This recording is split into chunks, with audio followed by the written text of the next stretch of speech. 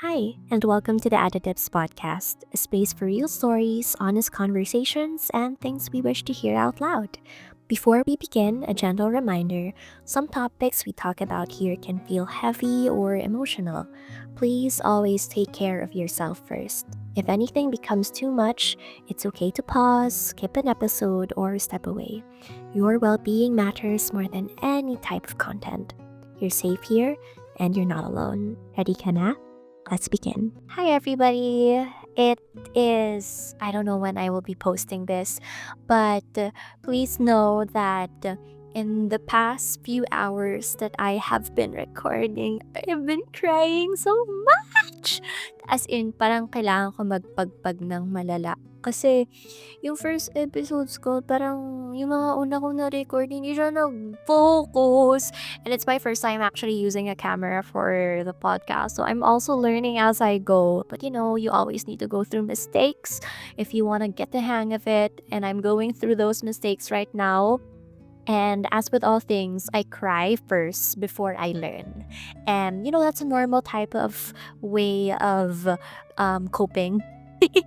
It worked for me in the past 22 years that I've been alive. And right now, I feel like I'm getting the hang of it. I'm learning what are my wrongs. And I hope that this one will record really, really well. I want to experiment on some things na rin. Kwento ko na rin, mag-nerd out lang ako about me being a media person. But I want to try yung parang third POV or like first POV, like as if you guys are the ones watching on the laptop. That's gonna be so cool, right? But anyway, for this episode, we will be talking about growing up and a breakup that nobody talks a lot about. And that is FO, friendship over. Not a lot of people talk about how it's a very normal it's a very normal occurrence that happens when you grow up. Kasi as you get older, your life will start aligning to what is meant for you.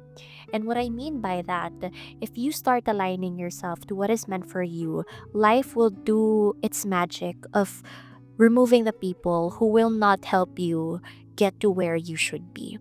And in some cases, that is breaking up with your friends and, drifting apart from your friends. So many people think na kapag kaibigan, okay lang na parang you don't have to grieve anymore. It's not as bad as a boyfriend breaking up with you. It's not as bad as losing members of the family or losing a dog.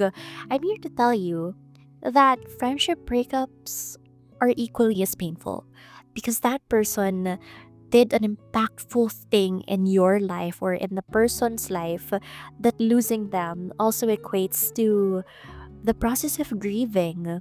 They also go through the different processes of grief, as in like yung the denial stage na parang hindi na ako kinakausap ng kaibigan ko, yung bargaining, you will try to hang out with them more even if it feels like they no longer want to. Of course, yung anger, and then eventually, once you realize that maybe you guys are just really drifting off in life, that's when you start accepting na parang your mission is already complete in each other's lives. And that's okay. When you grow up, you will go through a lot of this to the point that you will just feel insensitive or desensitized. Not insensitive, but desensitized to the many friendships that you will lose along the way. Pansinin nyo, you go through eras, right? You go through seasons.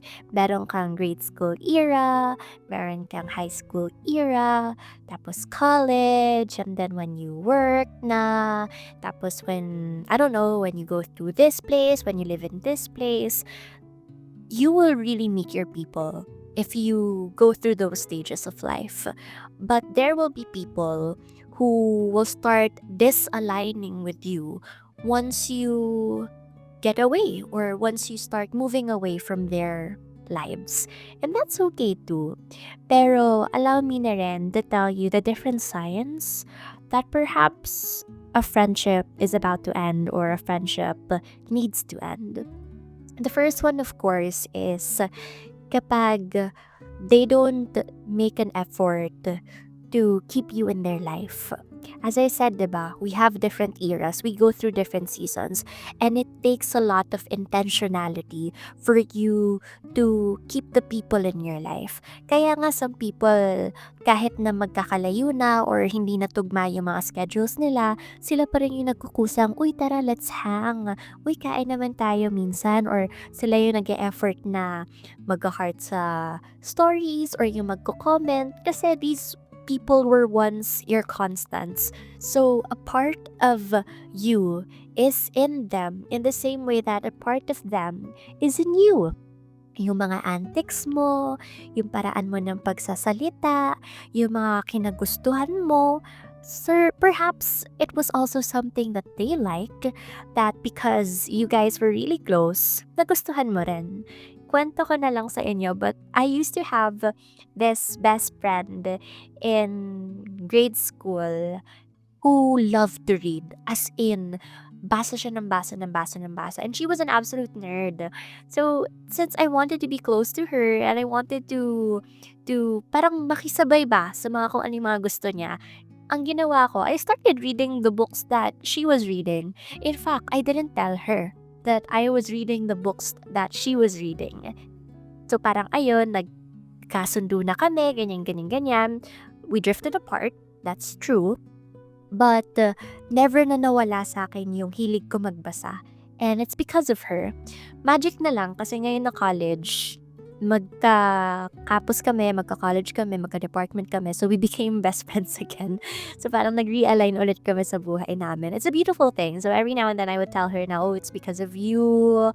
Oh, remember when we were grade 4, ganyan, ganyan, ganyan. But not all the time is this the case. For some people, kapag naglaho na talaga yung isang relationship, nagbago na talaga tong taong to, they no longer feel like yung change na gusto nila para sa sarili nila is not anchored in you kasi being in a relationship with you or in a friendship with you would mean na they will not accommodate change in their life. You just really have to let them go. And that's completely normal. It doesn't mean that you completely lost a friend. It just means na you're building space towards each other or from each other. But that doesn't mean that the connection is gone. There's always places or there's always a way for you to revisit the friendship. But if the friendship really does end, I don't know, kasi there are different types of like friendship breakups. May friendship breakups na parang nag-alienate lang sila sa isa't isa or parang, alam mo yan, yung FO na talaga.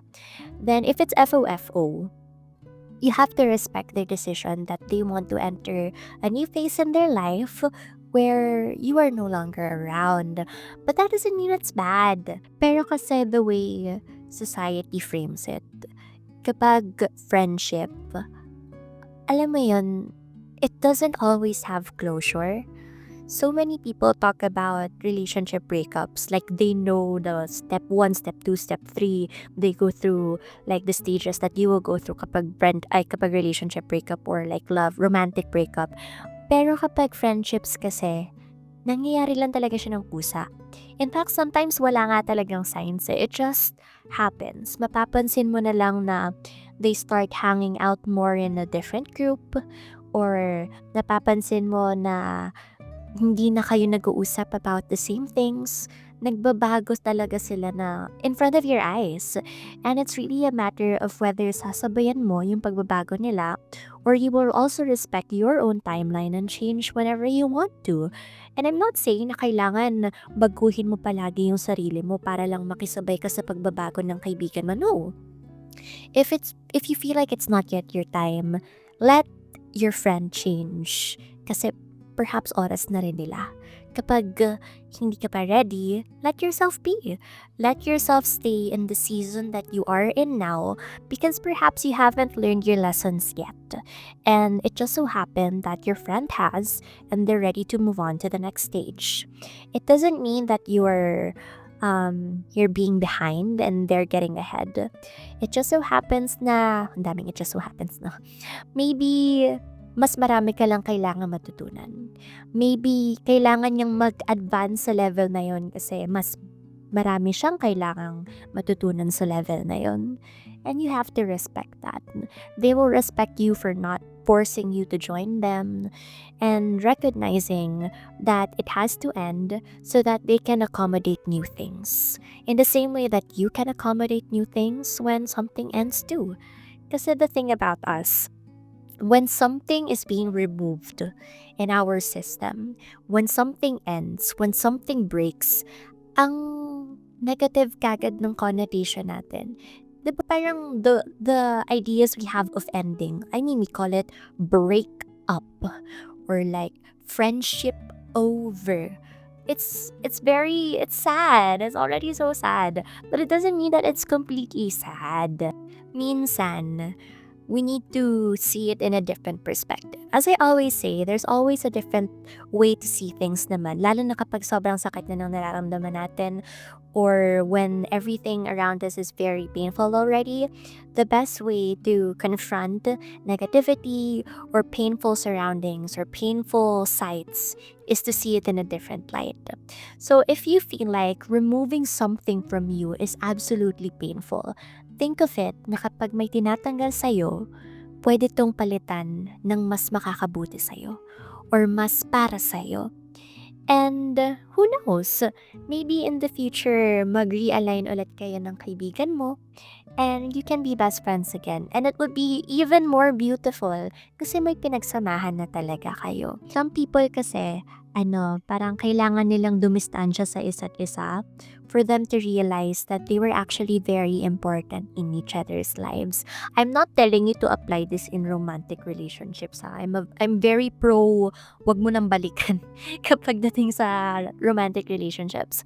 But if it's a friend and that friend really makes an effort to find you again, to be in your heart again, give them a chance. Kasi the thing about friendships is it doesn't exactly end. As I said, diba, dumidistansya lang talaga kayo sa isa't isa, but it doesn't mean it's over. Not unless you completely put a period on it. Iba na talaga yun. Some friendships, they're toxic. That's why you need to end it. Some friendships are user-friendly. What I mean by user-friendly, yung gagamitin ka lang kasi may kailangan sila sa'yo. Maraming ganyan.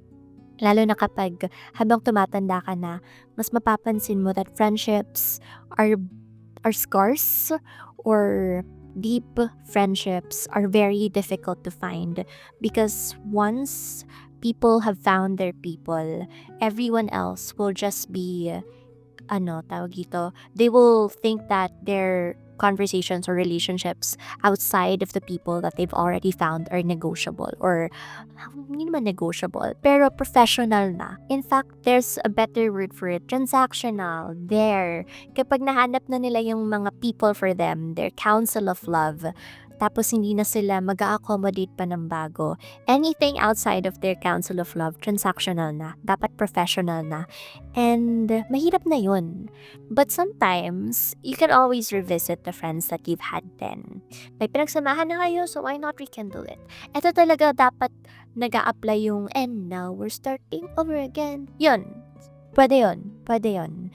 But if right now you feel like you're blaming yourself, na sana you put more effort into the friendship, or like ayaw mo mag-end yung friendship ninyo kasi may pinagsamahan kayo, as I always say, ask if the space that you have with this person is still conducive for your growth.